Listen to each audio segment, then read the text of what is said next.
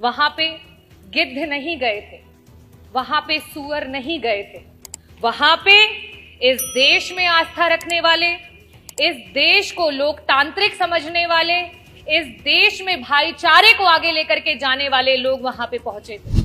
विश्व के कोने कोने से आए, वो किसी राजनीति से प्रेरित होकर के नहीं आए, वो आस्था से, धर्म से और अपने देश, अपनी मातृभूमि से जुड़े हुए हैं, इसलिए वो यहां पर आए।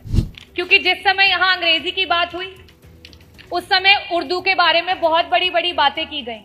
उर्दू में जो लोग बोलते हैं उनको कुछ शब्दों से नवाजा गया कि रावण नहीं हम पलने देंगे साधुओं के वेश में, रावण नहीं हम पलने देंगे साधुओं के वेश में, अफजल नहीं पनपने देंगे अब्दुल कलाम के देश में, हिंदू हो या मुसलमान अब शीश नहीं कटने देंगे, कसम तिरंगे झंडे की अब ये देश नहीं बंटने देंगे। मैं आपका आभार व्यक्त करना चाहूंगी कि आपने 2025-26 के बजट की चर्चा पे मुझे बोलने का अवसर दिया। आज इस भरे सदन में मैं सर्वप्रथम संविधान के रचयिता बाबा भीमराव अंबेडकर जी को नमन करती हूँ, जिन्होंने आर्टिकल 25 में हमें ये अधिकार दिया, स्वतंत्र धर्म का सम्मान अधिकार और हर आस्था का सत्कार। और इसी के नाते आज पूरे देश में और प्रदेश में हमारे बीच में कुंभ का महापर्व जो रहा, उसमें पूरे देश से लोग आए।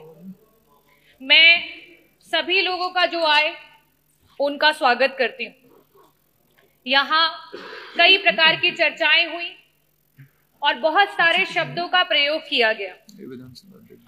ये जो लोग विभिन्न प्रदेशों से और यहाँ तक कि विश्व के कोने कोने से आए, वो किसी राजनीति से प्रेरित होकर के नहीं आए, वो आस्था से, धर्म से और अपने देश, अपनी मातृभूमि से जुड़े हुए हैं, इसलिए वो यहाँ पर आए। महाकुंभ के आयोजन में जितना बजट होना चाहिए था, सरकार ने उसकी कमी की। महाकुंभ में जो सुविधाएं हमारे लोगों को देनी चाहिए थी, सरकार ने उसकी कमी की।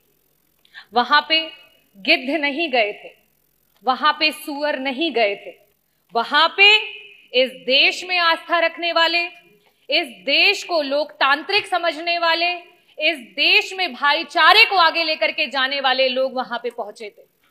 मैं इस सदन में आज बहुत सारी चर्चाएं हुई, बहुत सारी बातें कही गई। बजट की जबकि चर्चा होती है तो बजट में किस तरीके से डिवीजन होता है उसकी बात होती है। अभी सत्र में कुछ दिन पहले बात हुई कि अंग्रेजी में विधायकगण अपने भाषण दे सकते हैं, लेकिन जब आपके बजट में एलोकेशन की बात आती है, शिक्षा की बात आती है, जो हमारे बच्चे प्राइमरी स्कूल में पढ़ रहे हैं, जिनकी नींव अंग्रेजी से शुरू नहीं होगी, तो वो आगे जाकर के आपके अंग्रेजी में दिए हुए भाषणों को नहीं समझ पाएंगे। लेकिन आप क्या काम कर रहे हैं? जहां 15% कहीं आपकी सरकार बजट दे रही थी, आज शिक्षा में वो बजट गिरा करके 13% पे आ चुका है। ये स्थिति है। अगर मैं बात करूं स्वास्थ्य की, क्योंकि मंत्री जी यहां बैठे नहीं है, जब स्वास्थ्य पे जब विपक्ष चर्चा करने की कोशिश करता है, मंत्री जी उत्तेजित हो जाते हैं। शायद इसीलिए हो जाते हैं क्योंकि स्वास्थ्य पे मात्र 6% का बजट दिया गया है, और इस 6% के बजट में भी मंत्री जी 40% का बजट पिछले जो बजट में था एलोकेटेड, उसको इस्तेमाल नहीं कर पाए। अगर हम बात करें ग्रामीण अंचल की, जो उत्तर प्रदेश की 60-70% की आबादी है, अगर हम उसमें बजट के एलोकेशन की बात करें तो मात्र 4% का बजट है, जो 8 करोड़ 8 लाख की आप बात करते हैं, 8 लाख करोड़ की बात, 8 लाख 8 हजार करोड़ की बात करते हैं, उसमें मात्र 4% का बजट दिया गया है। और सबसे बड़ी नाइंसाफी अगर इस सरकार में कोई झेल रहा है तो वो हमारा किसान है। पूरे देश का एवरेज औसत अगर निकाल लिया जाए तो बाकी प्रदेशों में जहां किसानों को 6% का बजट मिल रहा है, वहां उत्तर प्रदेश की सरकार में मात्र 3% का बजट है जो हमारे किसानों को दिया जा रहा है। और सबसे आखिरी में और सबसे जरूरी बात, अभी हमारी माननीय सदस्य बार बार पीडीए की बात कर रही थी, तो सदस्य आप भी और यहाँ सम्मानित सदस्यगण में आपको सभी को बताना चाहूंगी कि जहां पूरे देश में 3% का बजट विभिन्न प्रदेशों में, चाहे वो आपका दलित समाज हो, वनवासी समाज हो और अल्पसंख्यक समाज हो, उसको दिया जाता है। वहीं उत्तर प्रदेश में मात्र 1% का बजट दिया जाता है और उस 1% के बजट में भी आपका 30% का बजट ऐसा धरा का धरा ही रह जाता है, विभाग उसको इस्तेमाल ही नहीं कर पाता है। हम इतने बड़े बड़े बजट की बात कर रहे हैं, मैं आंकड़े रखना चाहूंगी। शिक्षा विभाग में वर्तमान में 14% का बजट जो है वो शेष रह गया, इस्तेमाल नहीं कर पाए। स्वास्थ्य में 40% का बजट ऐसे ही रह गया, उसे इस्तेमाल नहीं कर पाए। आवास में 46% का बजट रह गया, जिसे इस्तेमाल नहीं कर पाए। SC ST माइनॉरिटी में 30% का बजट है, जिसे इस्तेमाल नहीं कर पाए। अगर हम सिंचाई एवं बाढ़ नियंत्रण की बात करें, 35% का बजट है, जिसे इस्तेमाल नहीं कर पाए। अगर हम ट्रांसपोर्ट और PWD की बात करें, 6% का बजट है, जो पुराना बजट है, जिसे आप इस्तेमाल नहीं कर पाए। समाज कल्याण के मंत्री जी यहाँ बैठे हैं, 23% का बजट आज ऐसे ही पड़ा हुआ है, उसे इस्तेमाल नहीं कर पाए। कृषि विभाग वैसे ही 4% किसानों को दिया जा रहा है बजट में से, उसमें से भी 10% बजट ऐसे ही धरा का धरा रह गया, उसे इस्तेमाल नहीं कर पाए। तो मैं बजटों पे बहुत बातें नहीं करूंगी, क्योंकि जो पुराना है उसे ही नहीं इस्तेमाल कर पाए, तो बड़े बड़े बजटों का क्या हवाई लूटी जाए। मैं बात करना चाहूंगी अपने देश की एकता की, क्योंकि जिस समय यहां अंग्रेजी की बात हुई, उस समय उर्दू के बारे में बहुत बड़ी बड़ी बातें की गई। उर्दू में जो लोग बोलते हैं उनको कुछ शब्दों से नवाजा गया। हमारे देश में उर्दू को बड़े ही लगाव से देखा जाता है।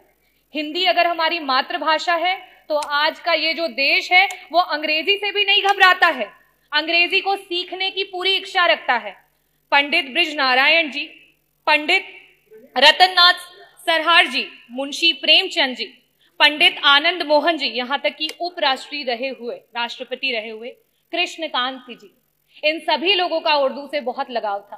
तो क्या इनके लिए भी उन्हीं शब्दों से नवाजा जाएगा?